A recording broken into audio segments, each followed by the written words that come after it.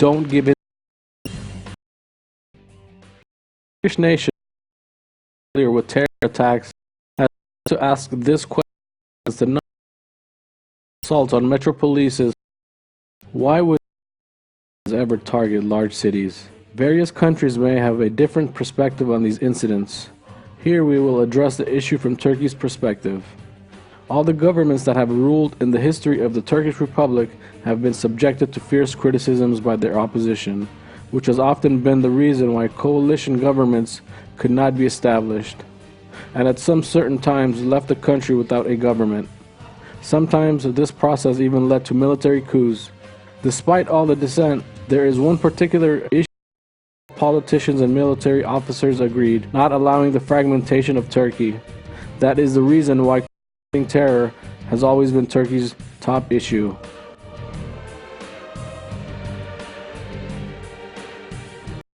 The major spread to Turkish cities, failure of terror organizations to achieve their goals in rural areas. A terrorist amplifies the perfidious idea of terror even more by targeting civilians in the cities. He attempts to instill insecurity in the public. He believes that people will uprisings with which states would be unable to cope. That is why in combating terrorism in cities, the best response would be not to deliver what terror and the terrorists want. Then the question is, what does terror want? Terrorists largely seek to instill feelings of fear and to spread panic among the masses. Terrorists seek to demoralize the masses. They want to set people and institutions against one another. Their ultimate goal is to undo the fabric of society by means of violence and intimidation, by generating hatred and mistrust. Feelings of fear create uneasiness among the people. A terrorist considers an uneasy people as a potential mass that will react against its own state, or stage an uprising and likely to lay the backdrop for hatred. He knows that states cannot be long-lasting when hatred is widespread in a society. What a terrorist dreads most is solidarity within a society. Nonetheless, terrorist organizations believe that messages of unity and solidarity in the face of suffering would not last long, due to the mounting frustrations, anger, paranoia being experienced by the society under attack. In point of cases is largely accurate. Terrorists to see resigned societies. A society that has submitted to fear is what terrorists are gratified by the most.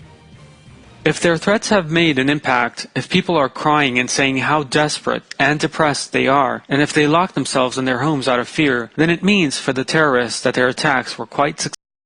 Days before the Istanbul terror attack on March 2016, Germany closed its consulates and schools in Turkey. This was exactly what the terrorists sought. Being an unusual practice, this measure baffled the Turkish nation. Although there were some who agreed with Germany's approach immediately after the attack, the Turkish public mostly viewed this practice as desperate fear against terror. Immediately after the attack, a minority that could not get over its fear of terror took every opportunity to voice its concerns about going out. Acting upon a reflex of pain, they were actually delivering what the terrorists wanted through illogical and incoherent warnings. Perhaps they were unaware that terrified people shut up in their own homes was exactly what the terrorists were looking for. They didn't notice how irrational and how wrong it was to leave the country's public spaces to the terrorists.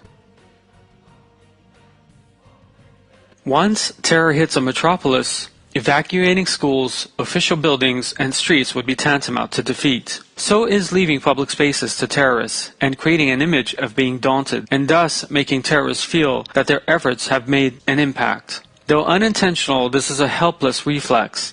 It serves the purpose of terror. Combating terror is not only the responsibility of police officers and military officers. It is an all-out struggle that must be carried out together with people. It must have zero tolerance for fear. If terror has not made people weep, if it instead brought forth a sense of solidarity among them, if people are resolute about not allowing their homelands to fall into the hands of terrorists, then the acts of the terrorists have failed.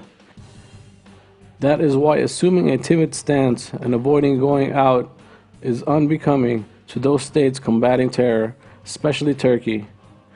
Surely caution in crowded places, and due to measures must be undertaken. Nevertheless, we need to keep in mind that we can find anyone at any moment.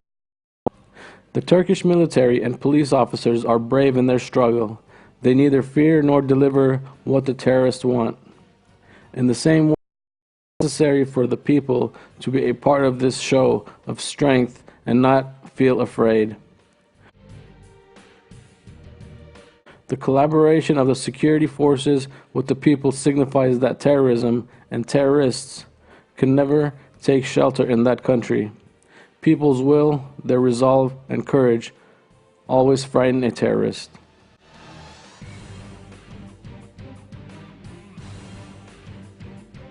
For this reason, an intellectual campaign must be launched, national awareness must be solidified, and a counter-ideological campaign must be developed against the ideology of terror. Turkey managed to be a democratic and powerful country by putting forward this fight together with its people at the end of World War I. The struggle is needed now too. May God grant those that were martyred in those heinous attacks His mercy, their families the strength to persevere, and the wounded a quick recovery. It should be perfectly known that whoever tries to achieve a goal through terrorism will never succeed. They will never be able to dismay our people and divide our country.